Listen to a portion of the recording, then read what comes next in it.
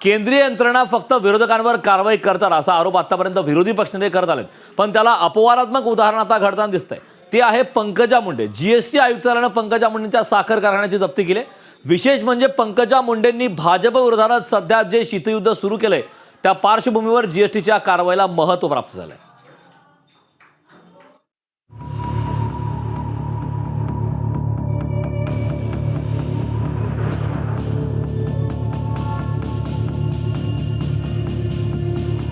Pankaja मुंडेंना GST आयुक्तालयाचा झटका. भाजप विरोधी भूमिका घेतल्यानं कारवाईची चर्चा. परळीच्या साखर कारखान्याची मालमत्ता जप्त. पंकजा मुंडेंच्या शिवशक्ती यात्रेची चर्चा अजून थांबलेली नाहीये, तेच त्या पुन्हा एकदा चर्चेत आल्या. यावेळेस कारण मात्र नाराजी किंवा बंडखोरपणा नाही, तर ते आहे जीएसटीचं. पंकजा मुंडेंचं सर्वस्व असलेल्या परळीच्या वैद्यनाथ सहकारी साखर कारखान्याने 19 कोटी रुपयांचा जीएसटी भरला नसल्याचा आरोप आहे. एप्रिल महिन्यातही याच कारणावरून कारखान्यावर छापा पडलेला होता. आता जीएसटी आयुक्तालयानं थेट कारखान्याची संपत्ती जप्त केली आहे. तशी नोटीस कारखान्यावर लावण्यात आली आहे. तुमची कोंडी करतायत का आणि किती दिवस तुम्ही ही कोंडी सहन करणार? किती दिवस मी ज्योतिषाला विचारून सांगते. कोंडी होते हे तुम्हाला मान्य आहे का? मी कोंडी होण्या एवढी लहान नाहीये. मी व्यवस्थित माझ्या जीवनात संघर्षातून सुंदर मार्ग काढेन. भाजपमधून सतत तुम्हाला डावललं जात आहे का, मदत दिली जात नाही असं तुम्हाला काय वाटतं का? याचं उत्तर मी देऊ शकणार नाही, मदतीच्या यंत्रणा देऊ शकतो. केंद्रीय सहकार मंत्री जे आहे ते अमित शहांकडे हे खातं आहे. जर कारखानदार गेल्यानंतर त्या कारखान्यांना मदत मिळते. थेट याच्यामध्ये अमित शहांचा हस्तक्षेप आहे. खरं तर मुंडे साहेबांचा कारखाना एक ऊसतोड कामगाराच्या प्रतिनिधी आहेत. ते खूप हालाकीमध्ये तो कारखाना उभा केला आणि खूप अडचणीत मी तो चालवला. शेवटी जेव्हा कोविड आलं तेव्हा माझ्या अगदी नाकातोंडात पाणी जायची परिस्थिती झाली. तर तो कारखाना आता बँकेकडे आहे. माझं असं म्हणणं आहे, कारखान्यावर प्रभुत्व कोणाचं हे महत्त्वाचं नाही, पण तो कारखाना तिथल्या लोकांच्या आर्थिक व्यवस्थेसाठी खूप महत्त्वाचा आहे. जर असे आजारी युनिट सरकारने जर चालवले तर खूप लोकांना आधार मिळेल आणि अशी माझी विनंती होती. पण त्याच्याबद्दल काय झालं याच्याबद्दलचं उत्तर माझ्याकडे. 8-9 कारखाने दिल्लीमध्ये केंद्र शासनाकडे मदतीसाठी गेले होते, त्यातही माझं नाव होतं. त्यातल्या मी सोडून बाकी सगळ्यांना आर्थिक मदत मंजूर झालेली आहे आणि ती जर झाली असती तर कदाचित ह्या सगळ्या घटना घडल्याही नसत्या. पण ही खरंच माझ्या कारखान्याची अडचण निर्माण झाली की ही घटना 2-3 महिन्यापूर्वी पण घडली होती, आताही झाली आहे आणि आमचा पूर्ण प्रतिसाद त्यांना सकारात्मक आहे. तो उद्योग पूर्णपणे नुकसानीत आहे. 8-10 वर्ष सतत दुष्काळामुळे तो कारखाना लिक्विडेशनच्या परिस्थितीमध्ये आहे आणि बँकेकडे गहाण आहे. त्यामुळे हे सगळे फॅक्ट्स आहेत. जे आकडे सांगितले जात आहेत ते फक्त व्याजाचे आकडे आहेत. कुठेही तिथे चुकीच्या पद्धतीचं काही झालेलं नाही आहे. कारखाना नुकसानीत असल्यामुळे शेतकऱ्यांचे पैसे अदा केले आणि येणाऱ्या वर्षात कारखाना चाललाच नाही ऊसाअभावी आणि आर्थिक परिस्थितीमुळे.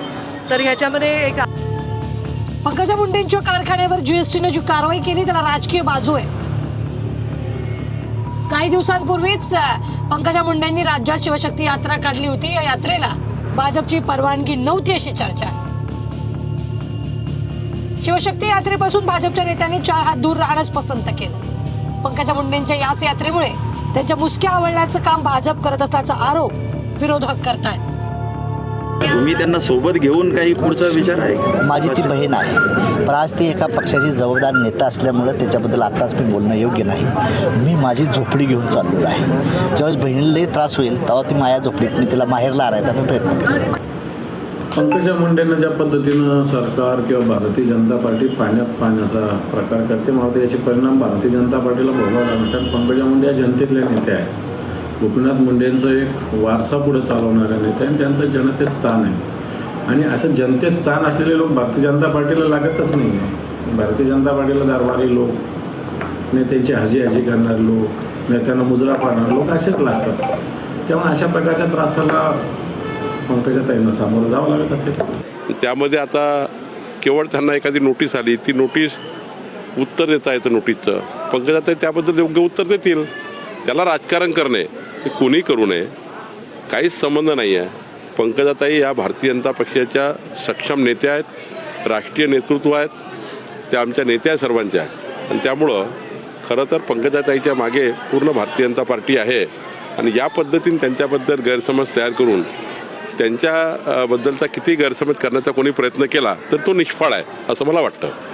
असं आहे, पंकजाताई बिचाऱ्या त्यांच्यावर फार अन्याय त्यांचाच पक्ष करतोय. महाराष्ट्रामध्ये भारतीय जनता पार्टीला खऱ्या अर्थानं मोठं करण्याचं काम किंवा भारतीय जनता पार्टीला मोठ्या प्रमाणात ताकद देण्याचं काम स्वर्गीय गोपीनाथ मुंडे साहेबांनी केलं.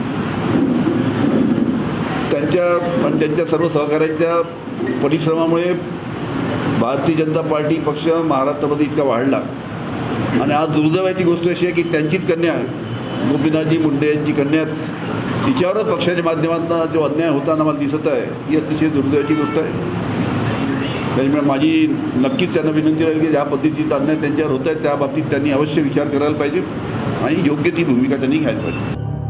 पंकजा मुंडेंच्या कारखान्यानं जीएसटी चुकवला असेल तर त्यावर कायदेशीर कारवाई होईलच, त्यावर कोणी प्रश्न उपस्थित करण्याचं कारण नाही. पण जी वेळ निवडली गेलीये त्यावर मात्र विरोधक सवाल उपस्थित करतायत. कारण पंकजा मुंडेंनी आधी राजकारणातून थेट ब्रेक घेत 2 महिने शांत राहिल्या, त्यानंतर त्यांनी थेट शिवशक्ती यात्रा काढली. त्यांना चांगला प्रतिसाद मिळाला. विशेष म्हणजे भाजपच्या नेत्यांनी अंतर ठेवल्यानंतरही प्रतिसाद चांगला होता. तीच गोष्ट नेतृत्वाच्या डोळ्यात खुपल्याची चर्चा आहे. बरं, शिवशक्ती यात्रेच्या शेवटच्या दिवशी त्यांनी काही निर्णय जाहीर करून टाकले, त्यात बीडच्या लोकसभेच्या जागेचा निर्णय. परवाच्या दिवशी अशी एक बातमी आली, त्या बातमीने मला खूप अंतर्मुख केलं आणि मला असं वाटलं आपल्या सर्वांशी बोललं पाहिजे. त्या बातमीमध्ये असं सांगितलं आहे की मी राष्ट्रीय काँग्रेसचे नेते राहुल गांधी आणि आदरणीय सोनिया गांधी यांची भेट घेतली. माझी त्यांची 2 वेळा भेट झाली आणि मी काँग्रेसच्या वाटेवर आहे.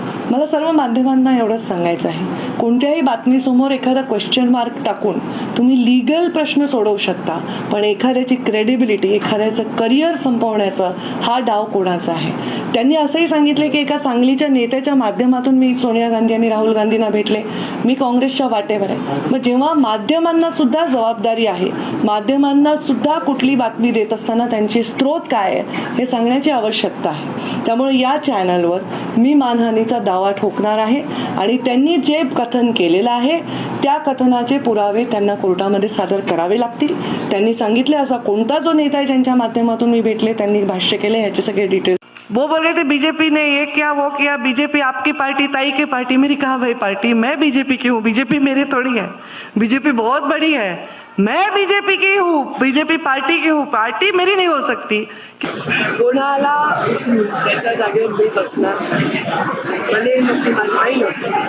एकदम 10 वर्ष खासदार राहिलेली आहे, एकदम तिला घरी बसून मी करावं असा निर्णय मी घेऊ शकत नाही, तर दुसरं कोणी घेऊ शकत नाही. आणि असा निर्णय किंवा अशी चर्चा कुठेही माझी कोणत्याही पक्षाशी किंवा माझ्या पक्षाशी किंवा माझ्या पक्षाच्या वरिष्ठांशी झाली, पण हा माझा निर्णय झालेला.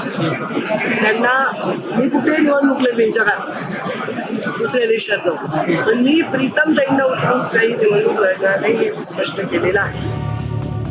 प्रश्न दोन्ही जागांचा आहे. म्हणजेच पंकजा मुंडेंनी बीडची लोकसभा लढवावी अशी भाजपची भूमिका असल्याचं त्यांचंच बोलण्यातून दिसतंय. त्याला त्या तयार नाही, त्याला कारण बहीण प्रीतम आहे. दुसरं कारण आहे ती परळी विधानसभा. भाजपनं अजित पवारांना सोबत घेतलंय, त्यांच्या गटातून धनंजय मुंडे मंत्री झाले. विधानसभेच्या जागा वाटपात परळी त्यांच्याकडे जाण्याची शक्यता आहे. आपोआपच पंकजांना विधानसभाही लढायला मिळणार नाही. म्हणजे पंकजा मुंडेंची दुहेरी कोंडी झाली आहे. त्यातच भाजप त्यांना कॉर्नर करण्याची एकही संधी सोडत नसल्याचं त्यांच्याच बोलण्यातून दिसतंय. आता जीएसटीच्या नोटीसमुळे पंकजा मुंडेंची आर्थिक कोंडी केला जात नाहीये ना, असा संशय बळावतोय. Bureau report, news state Maharashtra.